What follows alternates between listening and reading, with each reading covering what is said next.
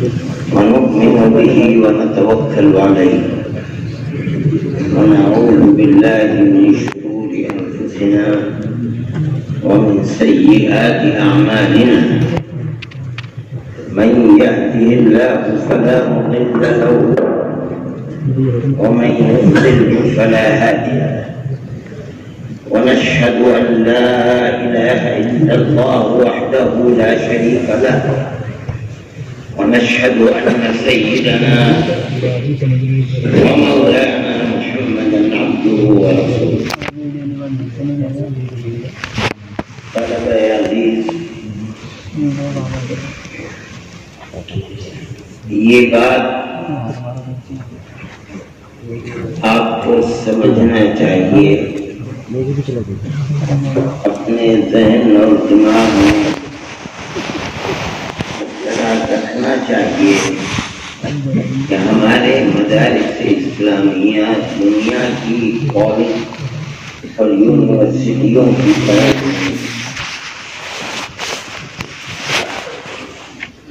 ہماری تعلیم اور تربیت کا مقصد صرف آدمی کو مذہبی اعتبار سے اسلام مذہب کا نمونہ بنانا ہے اور اس کے سوا کچھ نہیں۔ مذہبی تعلیم دنیا کی بڑی بڑی یونیورسٹیوں کے اندر بھی اسلام کی دی جاتی ہے۔ آپ کہیں بھی چلے جائیں، برطانیہ میں جائیں، ہندوستان کی کسی بھی یونیورسٹی میں چلے جائیں، ہر جگہ اسلامیات کا ایک شعبہ ہے۔ میں نے لندن میں آکسفورڈ یونیورسٹی جس کی بے شمار شاخیں پوری دنیا میں ہے، میں وہاں گیا ہوں، وہاں بھی شعبہ ہے۔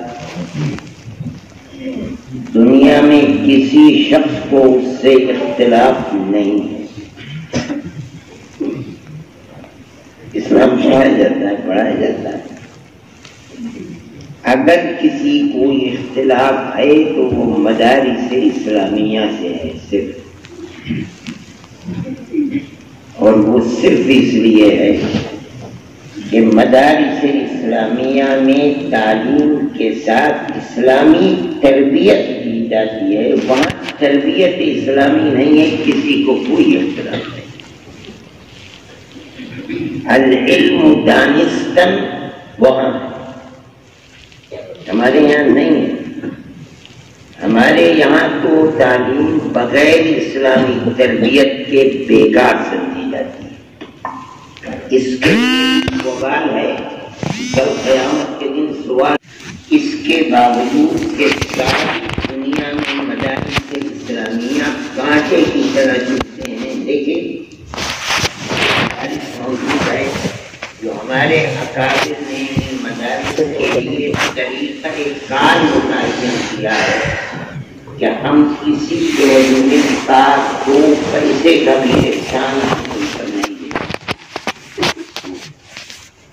دارالعلوم میں ہندوستان کے صدر جمہوریہ تھے راجندر پرساد، وہ آئے، مجھے خوب یاد ہے، حضرت مدنی نور اللہ مرقدوی زندہ تھے، انہوں نے اس زمانے میں دارالعلوم میں لائبریری قائم کرنے کے لیے، وہ یہاں ان کی تقریر ہوئی، ہوا، تشریف لائے، انہوں نے پیسے دیے، سن لیا گیا، اس کے بعد خاموشی کے ساتھ ان سے کہہ دیا گیا کہ ہماری بنیاد رکھنے والے حضرت ناظری رحمۃ اللہ علیہ کا اصول ہے کہ ہم کسی گورنمنٹ سے کوئی قبول نہیں کرتے ہیں، نہیں بنایا گیا۔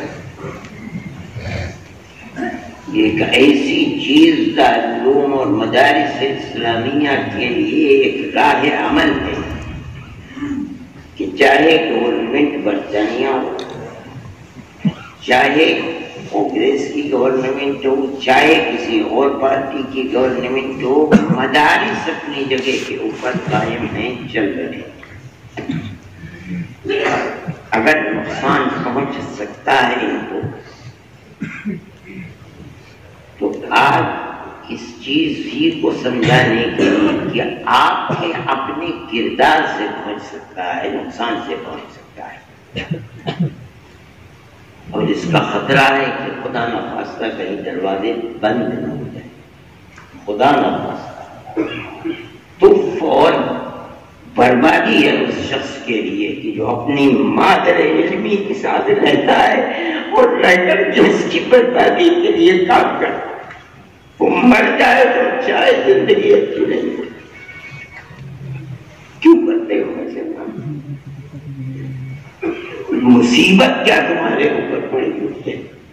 کیوں تم کرتے ہو؟ تم یہ چاہتے ہو ہم دارالعلوم سے الگ ہٹ کر کے جمعیت علماء کے پلیٹ فارم سے ہم کہتے ہیں مخالفت کرتے ہیں، میں بھی تمہارا ہی تو نمائندہ ہوں، ہم دارالعلوم میں بیٹھ کر نہیں کرتے ہیں، اس لیے کہ دارالعلوم جس دن سے پیدا ہوا ہے آج تک دارالعلوم کے علماء اور اساتذہ تحریکوں میں حصہ لیا، قربانیاں دی حضرت شیخ الہند رحمۃ اللہ علیہ اور پھر ان کے شاگردوں نے، لیکن دارالعلوم کی چار دیواری سے باہر نکل کر کے کی، دارالعلوم میں نہیں کی۔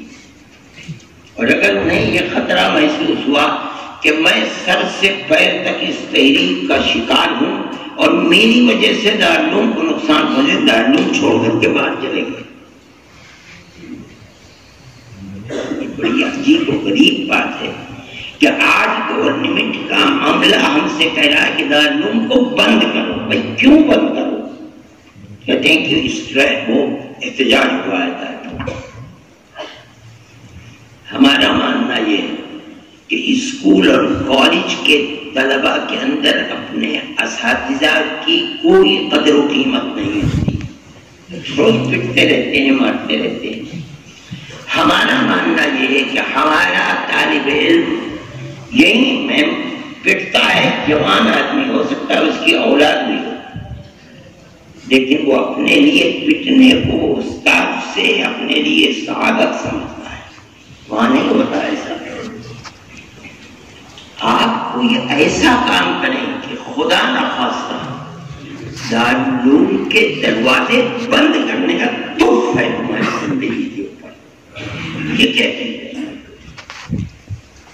میں صرف یہی کہنے کے لیے آیا ہوں، میرا انتظامیہ سے کوئی تعلق نہیں، مگر میں اپنے آپ کو یہ سمجھتا ہوں کہ میری زندگی دارالعلوم میں، میری تو دوسری پشت ہے، میری اولاد اور اولاد کی اولاد دارالعلوم کی فارغ ہے۔ میں سمجھتا ہوں کہ دارالعلوم کا حق میرے اوپر ہو سکتا ہے سب سے زیادہ، میری 4 پشتیں اوپر سے نیچے تک وہ دارالعلوم کے محتاج ہیں اور دارالعلوم کے خوشچین ہیں، نمک خوار رہے ہیں۔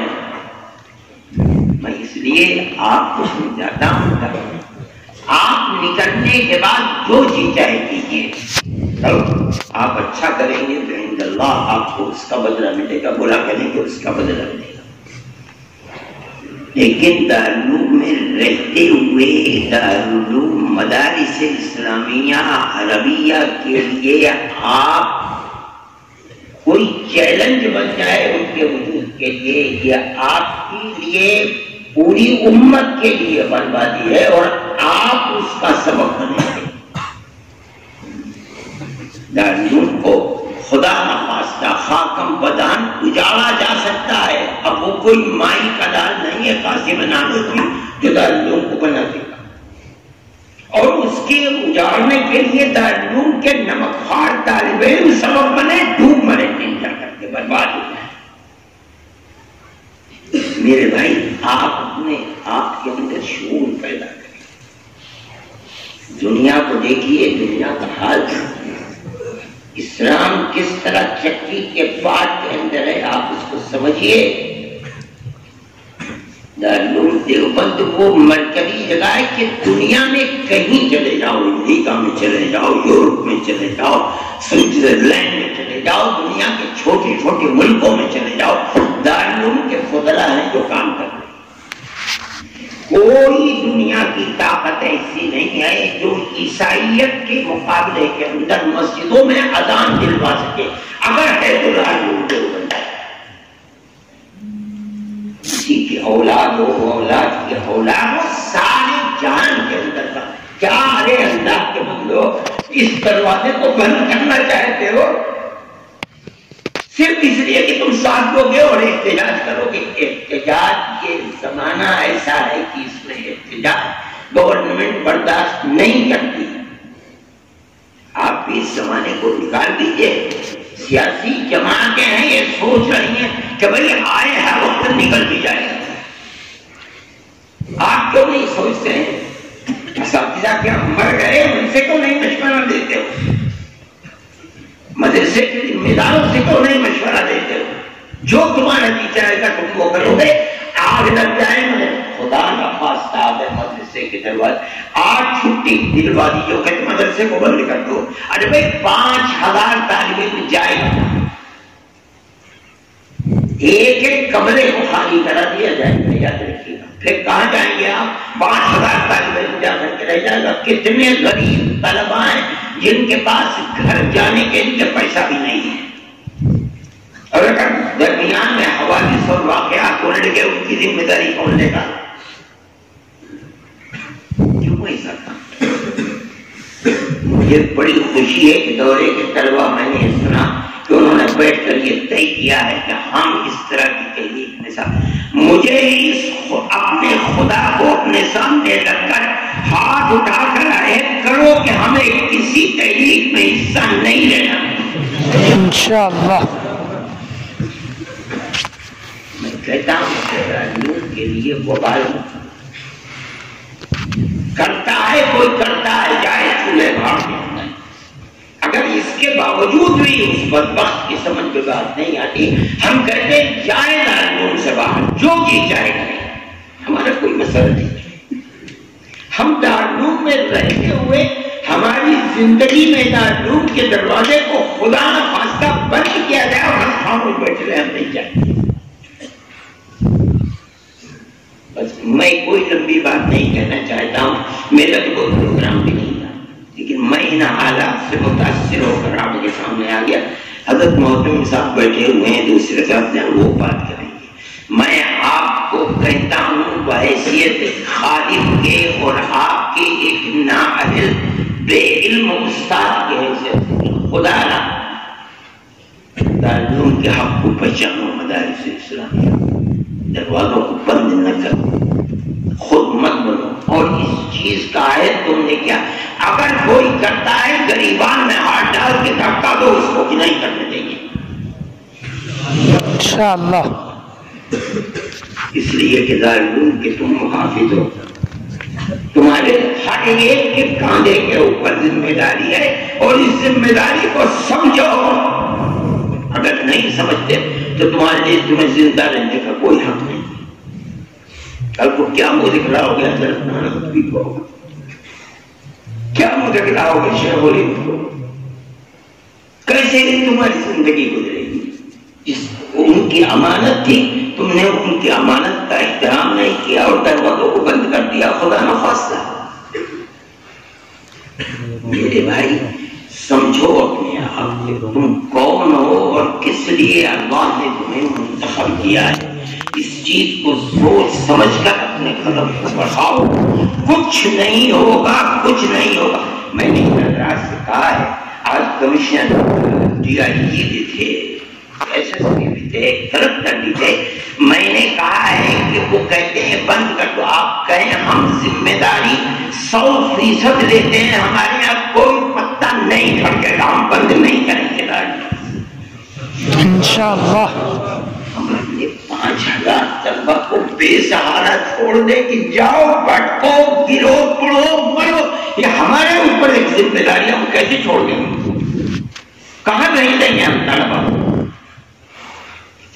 آپ اپنے آپ کو سمجھیے، اساتذہ کے حق کو سمجھیے، دارالعلوم دیوبند کے حق کو سمجھیے اور مت کیجیے جو کرتا ہے اس کو ٹھانکا دو، ناکام بناؤ. ہمارا طالب علم نہیں ہے اور اگر ہے تو وہ نمک حرام ہے، دارالعلوم کا نمک خوار نہیں. میں بالکل اپنی جگہ پر مطمئن ہوں اور میں یہ سمجھ رہا ہوں خدا کو حاضر ناظر سمجھ کر مجھے یہ توقع ہے کہ آپ نے جو وعدہ کیا ہے آپ اس وعدے پر انشاءاللہ 100% پورے اٹھیں انشاءاللہ. آخر دعوانا الحمدللہ رب العالمین.